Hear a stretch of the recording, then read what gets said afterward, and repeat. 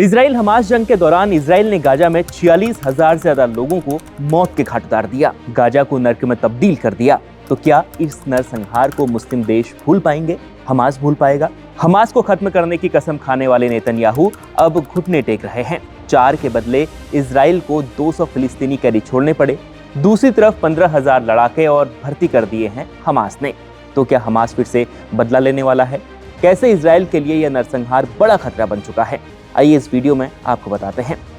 नमस्कार, इंडिया.com देख रहे हैं आप और मैं आपके साथ हूं नरेश कोश्यारी। 15 महीने के अंतराल में इजराइल ने 1200 इजरायलियों की मौत का बदला लेने के लिए 46,000 से ज्यादा गाजा के लोगों को मौत के घाट उतार दिया, गाजा को नर्क में तब्दील कर दिया, जिसके बदले की आग अभी भी हमास के लड़ाकों के अंदर उबल रही है।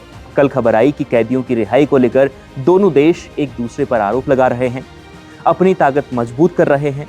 इस जंग में इजराइल हमास पर जरूर भारी पड़ा है, लेकिन हमास भी युद्ध विराम के बाद चुप नहीं बैठने वाला है। वो भी अंदर खाने बहुत कुछ काम कर रहा है, अपने आप को मजबूत कर रहा है। हमास को ईरान, तुर्की और कुछ खाड़ी देश और कुछ पश्चिमी देशों से जो फंडिंग होती है, उसके दम पर वो फिर से मजबूत हो रहा है। यह देश फाइनेंशियल मदद के अलावा हमास को सैन्य हथियार मुहैया कराते हैं। हमास की मदद करने वालों में ईरान सबसे आगे है। तभी तो हमास इजराइल जंग के बीच ईरान ने भी इजराइल को कई मोर्चों पर तगड़ा झटका दिया। पिछले साल अमेरिकी खुफिया एजेंसियों ने कहा कि 7 अक्टूबर 2023 को इजराइल के साथ युद्ध शुरू होने के बाद से हमास ने 10,000 से लेकर 15,000 तक नए लड़ाके भर्ती कर लिए हैं। तत्कालीन अमेरिकी विदेश मंत्री एंटनी ने कहा कि अमेरिका का मानना है कि हमास ने लगभग उतने ही आतंकवादियों को भर्ती किया है, उतने ही लड़ाकों को भर्ती किया है, जितने उसने इजराइल हमास जंग में फिलिस्तीनी इलाके में गंवाए हैं। यानी जितने इजराइल ने हमास के लड़ाकों को मार गिराया है, उतने ही उसने फिर से खड़े कर दिए हैं। तो हमास को मिटाने की कसम नेतन्याहू कहीं न कहीं पूरा नहीं कर पाए हैं।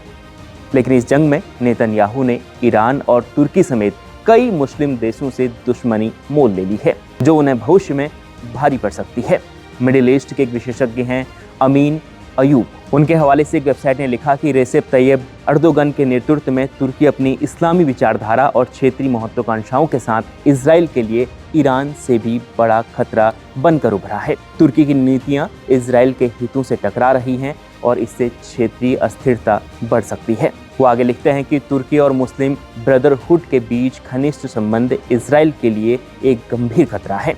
मुस्लिम ब्रदरहुड इस्लामी खिलाफत की वकालत करता है और इजराइल के अस्तित्व का विरोध करता है। मिस्र, लीबिया और सीरिया में तुर्की ने मुस्लिम ब्रदरहुड से जुड़े गुटों का समर्थन किया है, जो इजराइल के हितों के बिल्कुल खिलाफ हैं। तो एक देश से दुश्मनी पहले 3 देशों तक पहुंची। इजराइल ने ईरान से जंग लड़ी, फिलिस्तीन में हमास से जंग लड़ी और यमन में हूथियों के खिलाफ भी उन्होंने जंग लड़ी। और अब तुर्की और अन्य देश जिनका हमने आपको वीडियो में जिक्र किया है, वो इजराइल के लिए बड़ा खतरा बन चुके हैं।